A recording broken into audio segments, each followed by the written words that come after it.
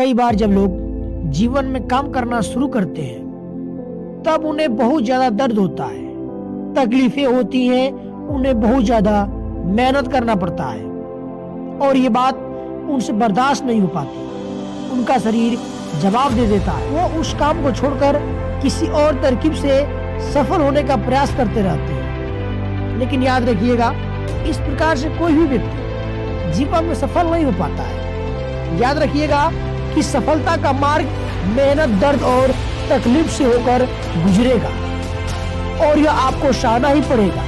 तो इसके लिए आप हमेशा तैयार रहिए। तो चलिए इस बात को एक कहानी के माध्यम से समझते हैं। नमस्कार, मैं शैलेश चौहान, आप सबका स्वागत है हमारे YouTube चैनल शैलेश मोटिवेट्स। आज मैं आपको एक छोटी सी कहानी बता रहा हूँ जिससे हो सकता है कि आपके जीवन में बहुत सारे परिवर्तन हो सकते हैं। एक बार एक मूर्तिकार अपनी छीली और हथौड़े से एक पत्थर को भगवान की मूर्ति का आकार देने का प्रयास कर रहा था। जैसे ही वह छीली पर अपना हथौड़ा चलाता, वो पत्थर चिल्लाने लगता और कहने लगता कि ये क्या कर रहे हो, मुझे इतना मार क्यों रहे हो, मुझे बहुत दुख हो रहा है, तकलीफें हो रही है, पीड़ा हो रही है, मुझे अपने हाल पर छोड़ दो और यहाँ से चले जाओ।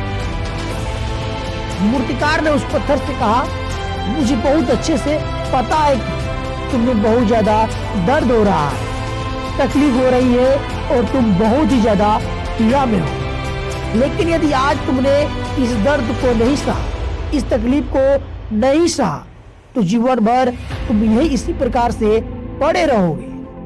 मुझे पता है कि तुम्हें आगे बढ़ने की अपार संभावना है, तुम एक बहुत अच्छे पत्थर हो, लेकिन यदि तुम इसी प्रकार से रहोगे तो तुम कभी भी आगे नहीं बढ़ सकते। इतना कहकर मूर्तिकार औजार उठाए ही थे कि पत्थर फिर से चिल्लाने लगा, गिड़गिड़ाने लगा, विनती करने लगा कि मुझे अपने हाल पर छोड़ दो। मुझे पता है कि जीवन के लिए कौन सी चीज सही है और कौन सी चीज गलत।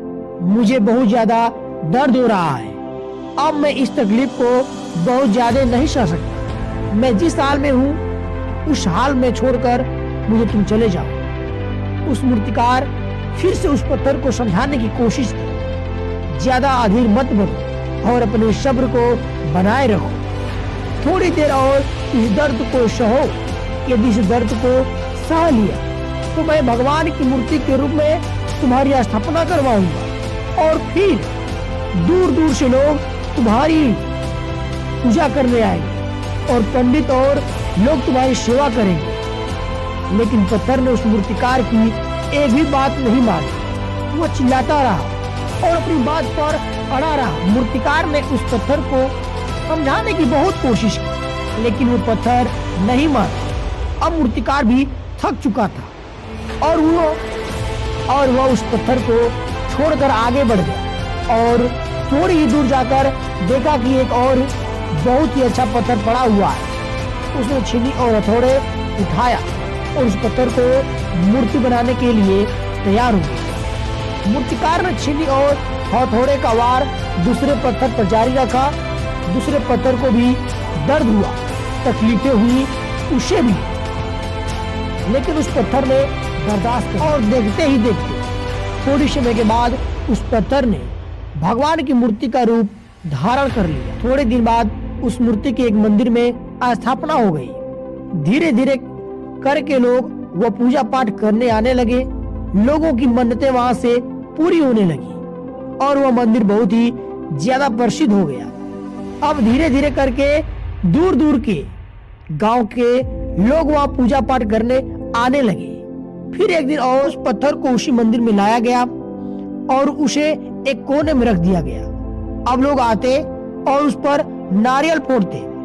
ये कोई और पत्थर नहीं बल्कि वही पत्थर था जिसने दर्द सहने को मना किया था, जो दर्द नहीं सह पा रहा था, जो तकलीफें नहीं सह पा रहा था। अब वो पत्थर मन ही मन बहुत ज्यादा पछता रहा था, दुखी हो रहा था और अपने आप से कह रहा था काश मैंने भी उस दिन उस दर्द को, उस तकलीफ को सह लिया होता तो आज लोग मेरी भी पूजा करते। इसलिए आप भी अपने जीवन में हमेशा याद रखिएगा कि जब भी आप अपने करियर की शुरुआत में किसी काम को कर रहे हो, पढ़ाई कर रहे हो या कोई भी काम कर रहे हो और उसमें आपको दर्द हो रहा है, तकलीफें हो रही हैं, ज्यादा मेहनत करना पड़ता है, तो आप रुकिएगा मत, किसी और रास्ते की शुरुआत मत करिएगा, क्योंकि कोई और रास्ता आपको सफलता नहीं दे सकता।